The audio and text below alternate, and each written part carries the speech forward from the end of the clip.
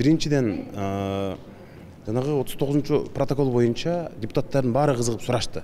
Эмне баягы элибиз кабатыр болуп атканчалык кооптонууга негиз барбы деп. Бирок ошол улуттук коопсуздук кызматы министрлер кабинетинин өкүлдөрү жооп берди. 39 протокол бүгүнкү күндө эч кандай жанагы бул болгону жанагы алардын ниети болгон. Бирок бул жанагы конкреттүү жазылган ал жерде жолдун статусу эгерде болсо, бирок ошол ишке ашабы ишке ашпайбы? Ал жөнүндө бул талкуунун бир башаты катары гана алардын сунушу болгон.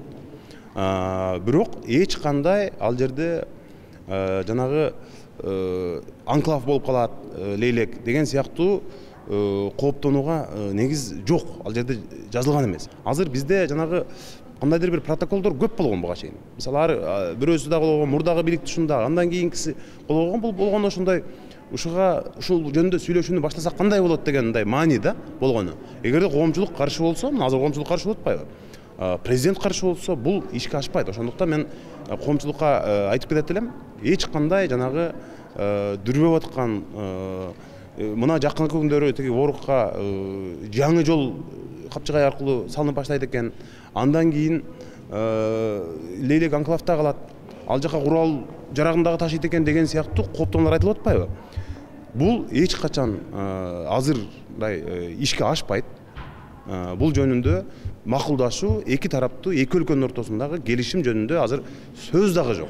Ага сүйлөшүү дагы мындай башталды элек. Ошондуктан бул ой ишке ашпайт. Элдер өзгөчө баткендик туугандар кабатыр болбосо болот. Анан негизги ошол жердеги күйүп кеткен үйлөр боюнча жана чыгымдары такталыптыр.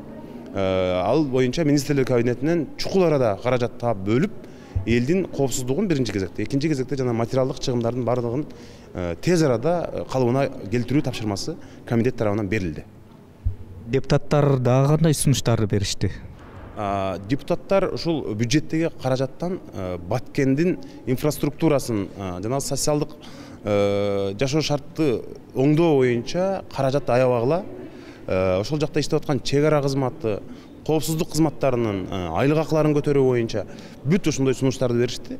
Биринчи кезекте бизде приоритет Баткен болуш керек. Мурдагы чакырылышта дагы билесиздер, 500 миллион сом кошумча каралган Баткенди өнүктүрүү боюнча. Бир топ айылдарга өзгөчө макам берилген.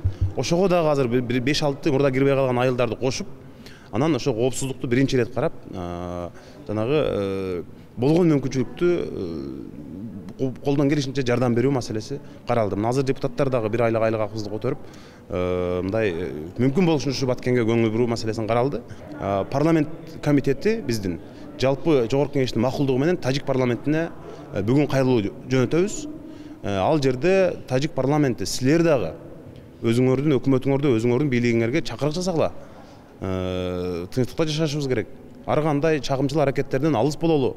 Эки эл ынтымакта жашаш үчүн Тажик бийлиги дагы колунан келишинче аракет кылыш керек деген маанидеги кайрылууну азыр добушка коюп Тажик парламентине жолдогон турабыз.